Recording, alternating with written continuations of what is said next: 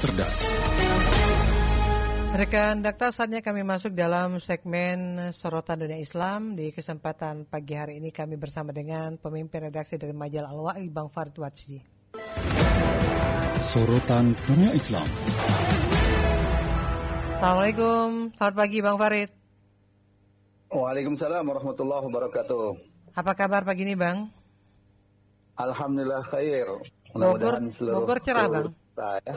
Amin, insyaallah. Alhamdulillah cerah ini. Biasanya pagi ini mendung. Alhamdulillah sekarang cerah. Kita pagi ini hujan di Bekasi, jadi agak adem cuacanya ini Bang.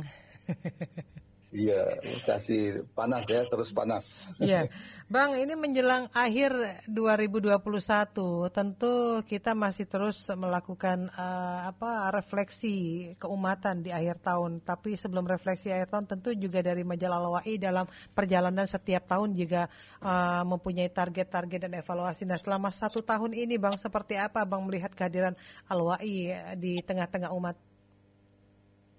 Ya, selama ini kita memang mengangkat isu-isu keumatannya yang nanti juga akan kita bahas ya.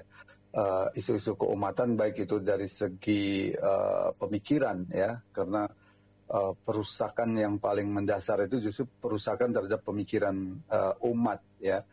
Disitulah kita melihat isu-isu seperti moderasi beragama, rekontekstualisasi fikih itu ada pada level pemikiran ya.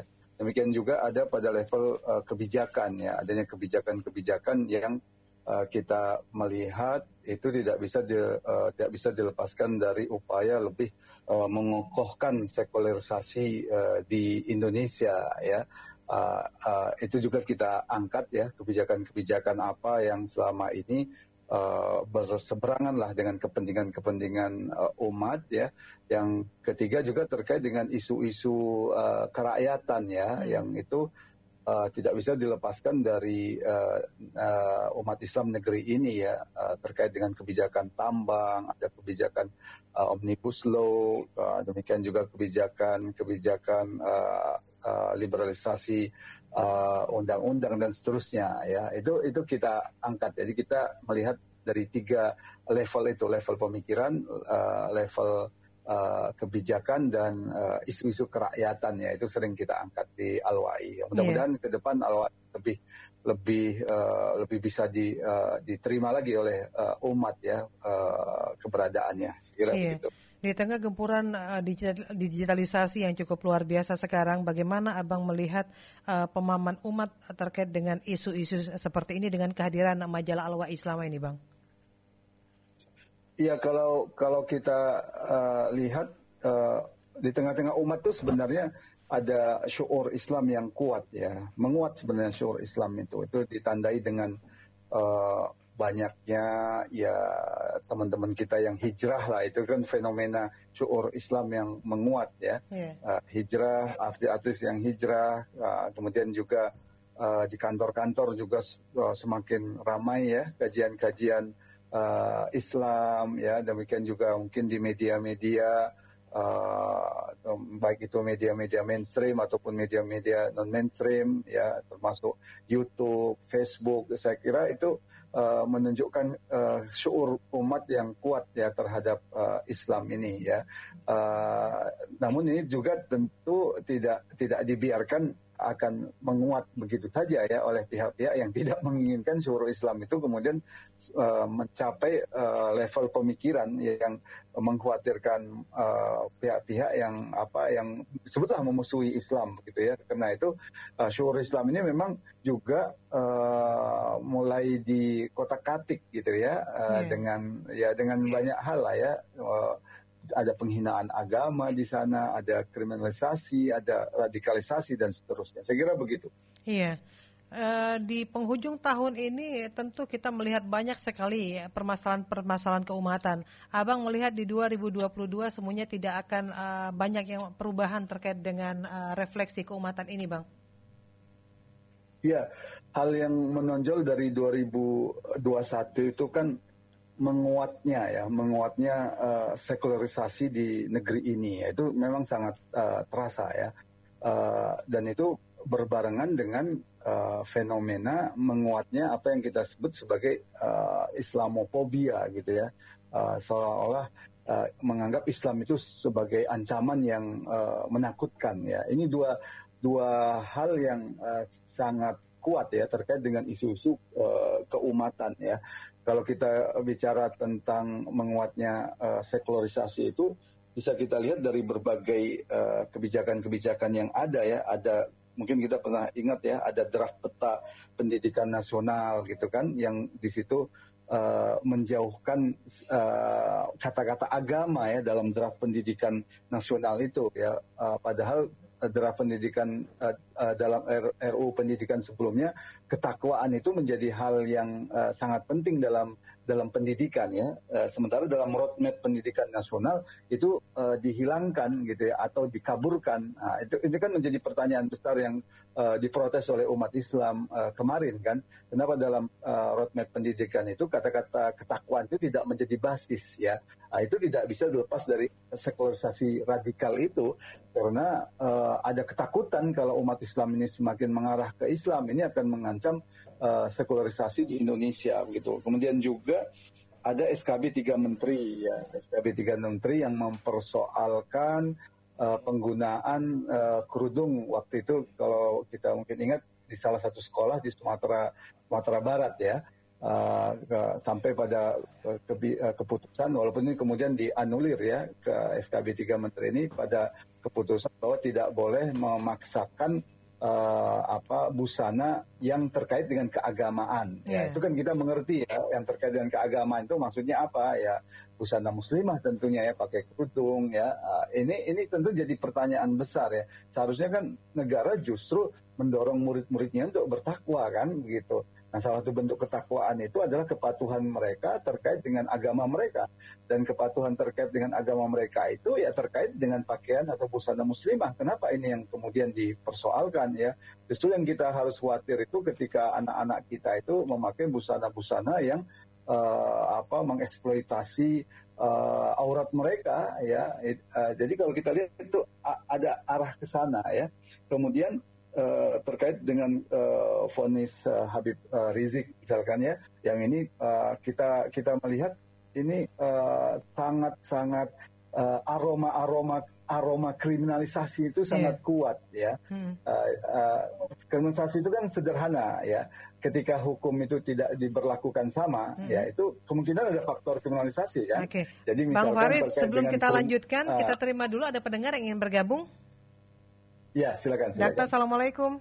Waalaikumsalam warahmatullahi wabarakatuh. Haja Sipa sehat, Pak Farid sehat. Alhamdulillah, Pak Kosim.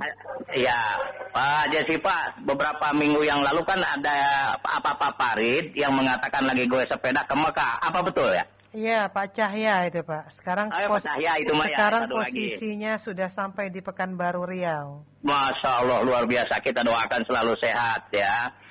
Sukses. Pak Farid, betul. Saya mengamati secara berkelompok. Jadi ada di situ yang orang yang lagi berbicara tentang membunuh karakter Muslim yang benar dari pihak orang fobia ya.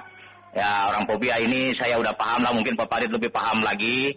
Ya, saya pernah ditegur, Pak Kosim, kenapa sih jenggot cepet panjang? Ya, saya bilang, kenapa jenggot cepet panjang? Karena celana naik, saya gituin kan. Nah itu, jadi itu salah satunya selenahan saya ya. Yang kedua, fobia dengan sekularisme ini seiring. Ya di situ juga ada yang namanya ahli jamaah yang lain ya, masuk di situ bergabung. Nah kemudian saya punya solusi, barangkali Pak Farid bisa direalisasikan. Contohnya begini, Pak Farid, kita ngadain acara, tak usah banyak pembicara, cukup Pak Farid saja dengan Dakta, di mana kita kumpul, undang dalam rangka kita meluruskan supaya pendengar Dakta ini betul-betul bisa terkonsep oleh konsep yang Pak Farid sering sampaikan di dalam acara ini, ya. Ini biar terfokus ini, gitu. Kalau boleh seperti itu, saya usul Pak Farid. Kita ngadain kajian khusus gitu ya. Okay. Itu aja, Pak Farid, selalu sehat. Assalamualaikum. Waalaikumsalam warahmatullahi wabarakatuh. Waalaikumsalam. Jadi nampaknya umat harus berbanyak lagi referensi kajian-kajiannya, Bang Farid. Iya, benar ya. Memang kajian-kajian keumatan itu harus banyak ya. Jadi di samping ada kesadaran tentang fikih-fikih ibadah mahdoh gitu kan, Alhamdulillah itu sudah menyebar luas lah kesadaran untuk bagaimana wudhu yang benar, ibadah sholat yang benar. Tapi kita juga jangan lupa umat ini juga ada persoalan-persoalan politik, persoalan ekonomi, yang itu juga terkait juga dengan nasib akidah umat ya. Ketika ekonomi umat ini terus-menerus dipinggirkan, ya itu terkait juga dengan akidah umat kan. Kemiskinan itu kan mendekati bisa menyebabkan orang gampang terjerumus pada kekufuran ya, atau menjual agama mereka. Memang mereka nggak jatuh kepada kekufuran, tapi karena kemiskinan mereka menjual agama mereka kan gitu. Apalagi kalau ini kemudian sampai kepada tokoh-tokoh agama, ini kan sangat mengerikan ya, karena kemiskinan itu kemudian menjual agama ya. Ini catatan kita lah ya. Termasuk politik ya. Politik itu memang tidak bisa dipisahkan dari umat ya. Jadi kalau ada orang yang mengatakan Islam dan politik itu harus dipisahkan, itu kekeliruan. Islam dan politik itu tidak bisa dipisahkan karena inti dari politik itu kan pengaturan urusan-urusan umat ya. Sementara urusan-urusan umat ini kan harus diatur berdasarkan Islam kan gitu. Nah, itu kan akhirnya tidak bisa dipisahkan. Kita tahu bahwa umat ini, pendidikan umat ini harus diurus gitu kan, ekonomi umat ini harus diurus ya. Itu kan semua membutuhkan kebijakan ya. Kebijakan itu terkait dengan politik ya. Sehingga kita tidak bisa melepaskan Islam dan politik. Pilihan kita terkait dengan politik itu dua sebenarnya. Apakah kita menjadi fa'il ya, menjadi pelakunya gitu kan, atau kita menjadi maf'ul bihnya, kita menjadi objeknya kan begitu. Kalau kita tidak menjadi pelakunya atau kita artinya kita menjadi objek, maka pemimpin yang terpilih itu adalah pemimpin yang ya sebetulnya yang anti-Islam, yang alergi terhadap Islam, dan aturan yang diterapkan kepada kita aturan-aturan yang jauh dari Islam. Maka kita bisa rasakan akibatnya kan gitu. Sebenarnya kalau kita jadi fa'il, jadi pelaku politik, ya kita bisa memilih pemimpin yang amanah, yang memiliki kehirauan terhadap Islam, tidak alergi terhadap Islam, ya, tidak menganggap Islam ini ancaman bagi negeri ini. Ini kan penting ya. Tentu sangat mengherankan kalau ada pihak-pihak atau elit-elit politik yang menganggap keislaman itu masyarakat kita ini sebagai suatu ancaman. Padahal Islam itu kan rahmatan lil alamin, kan sederhananya kan begitu. Kalau kita melaksanakan Islam pasti baiklah negeri ini kan. Dalam Al-Quran juga kan disebutkan begitu. Justru kalau kita jauh dari Islam, disitulah musibah-musibah itu, kerusakan-kerusakan itu akan selalu bermunculan kan gitu. Dalam Al-Quran kan disebutkan zaharul fasadu fil barri wal bahri bima kasabat aydin nas kan gitu. Telah nyata kerusakan di daratan dan di lautan akibat tangan manusia. Nah, para ulama itu kan menjelaskan apa yang disebut dengan tangan manusia itu bisababi ma'asin nasi wa dzunubihim kan gitu. Karena maksiat manusia dan dosa-dosa manusia ya. Maksiat itu kan bukan hanya level individu ya, atau bukan level keluarga. Negara juga bisa bermaksiat itu. Itu yang jarang dibahas ya. Maksiatnya negara itu apa? Kebijakan-kebijakannya. Kebijakan yang bisa meruntuhkan akidah umat, kebijakannya yang bisa mengsengsarakan rakyat, kebijakannya yang bisa menambah kemiskinan rakyat, kebijakannya yang memberikan jalan eksploitasi terhadap kekayaan alam negeri ini. Ini kemaksiatan negara ini. Itulah pangkal berbagai kerusakan yang terjadi di negeri ini. Saya kira kita penting lah.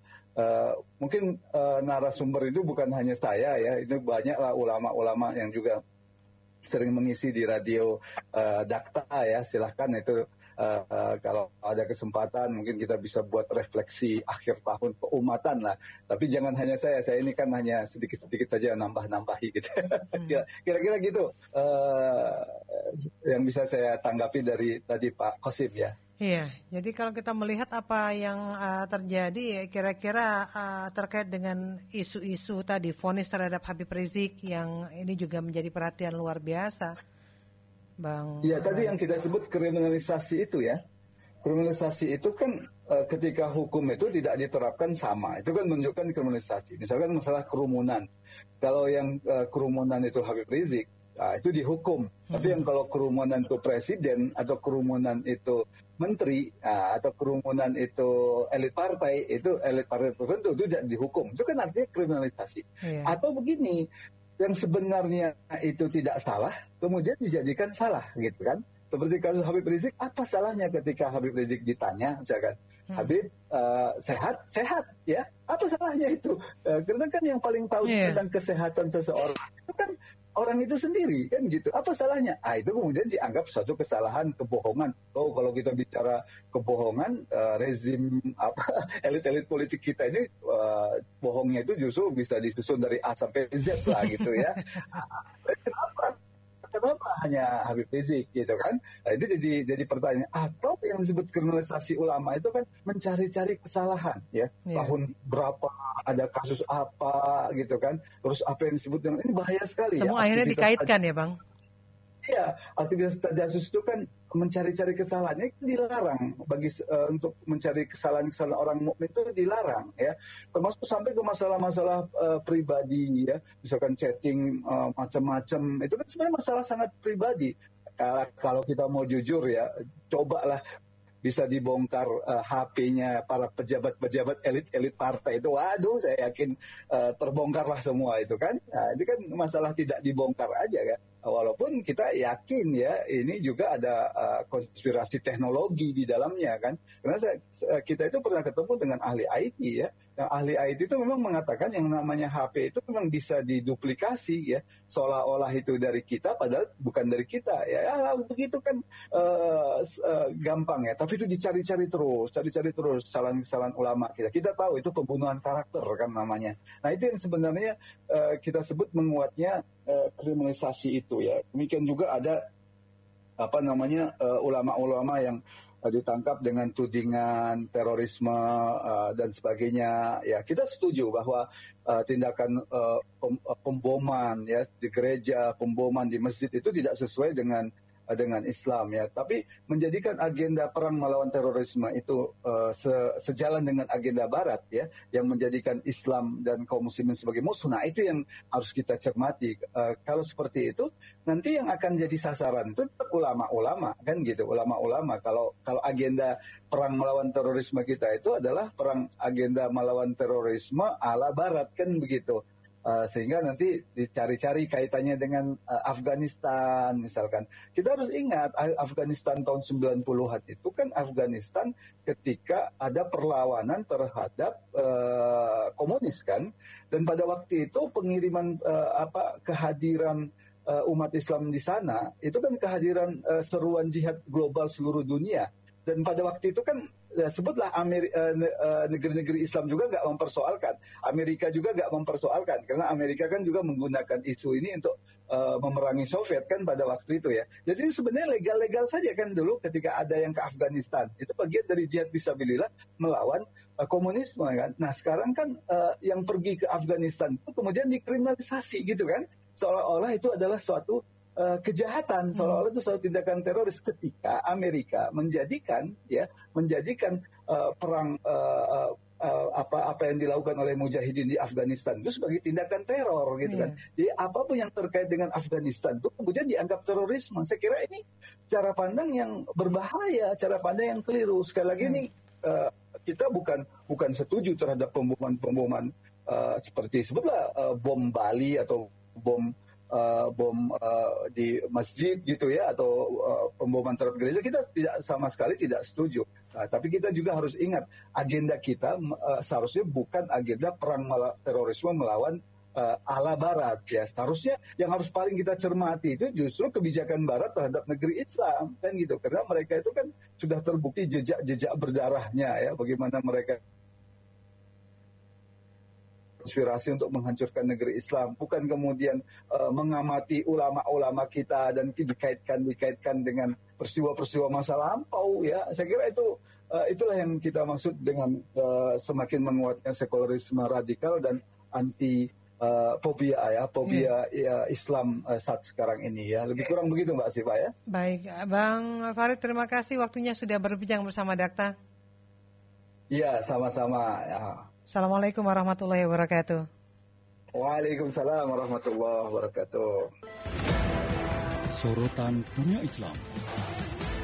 Pemimpin redaksi majalah Al-Wa'i, Farid Watsdi.